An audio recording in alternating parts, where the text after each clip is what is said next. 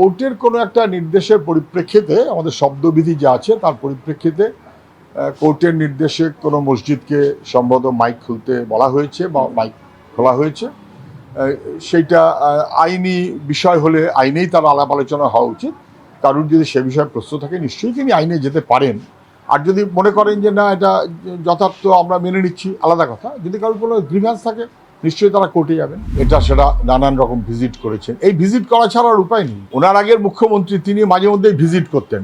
হঠাৎ যাচ্ছিলেন, যেতে চলে গেলেন SSK হাসপাতালে, গিয়েই ডাকলেন ডাক্তারকে।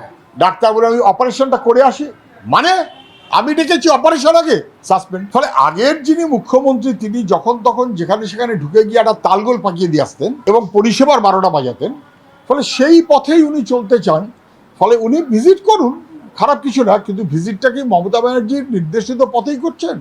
কোয়েশ্চেন সেটা। মমতা ব্যানার্জি আক্ষেপ করেছেন যে উনি তো টাকা নেন না, পেনশন নেন না, সরকারের কাছ থেকে কিছু নেন না, বোধহয় হেলিকপ্টার অথবা প্লেনে যেটা যাতায়াত করতেন সেটা উনি ব্যক্তিগতভাবেই করতেন বলে হয়তো বা বলছেন, আমি জানি না। অসত্য কথা বলাটাই কাজ।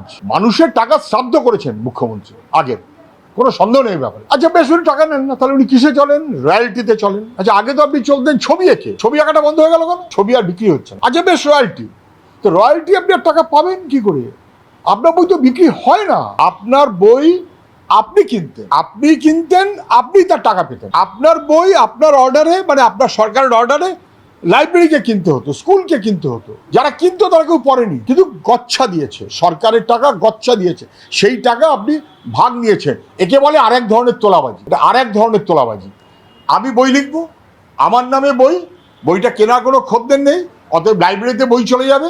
লাইব্রেরিতে বই গেলে তার রয়্যালটি সেটা আবার আমিই পাবো। আমিই ভক্ষক, আমিই রক্ষক। আমফান দুর্নীতিটা আর একটা ভয়াবহ ঘটনা, একটাই না, আরো একটা এরকম অনেক ঘটনা, তার মধ্যে আমফান একটা। যেটা বাঁধের পাশে বাড়িটা ভেঙে পড়লো প্রায়, সে আমফানের ঘর পাবে না। আর যে পঞ্চায়েতের ঘনিষ্ঠ তার একটা পরিবারে ভাইপো ভাইজি ইত্যাদি সব করে 13টা ত্রাণের ঘর পৌঁছবে। এ তো সবাই দেখেছি, চোখের সামনে দেখেছি। এবং তারপর সেটা নিয়ে লুট হয়েছে। এখন দেখা যাচ্ছে ধরো এক পরিবহন, তাতে তো খুব একটা কিছু ক্ষতি হলো না, সেখানেও আমফানের ত্রাণ। ধরো আর একটা যেখানে কোনো ক্ষতি হলো না সেখানে আমফানের ত্রাণ। এবং কেন্দ্রীয় সরকার যখন তাদের দল পাঠিয়েছিলেন তখন আমফানের ক্ষতির পরিমাণ দেখানো হয়েছিল 1 লক্ষ কোটি টাকা প্লাস, যার কোনো হিসেব সরকার কখনো দেখায়নি। লুঠের মাল সরকার, সরকারি টাকাকে তৃণমূলের সরকার লুঠের বখরা হিসেবে দেখেছে।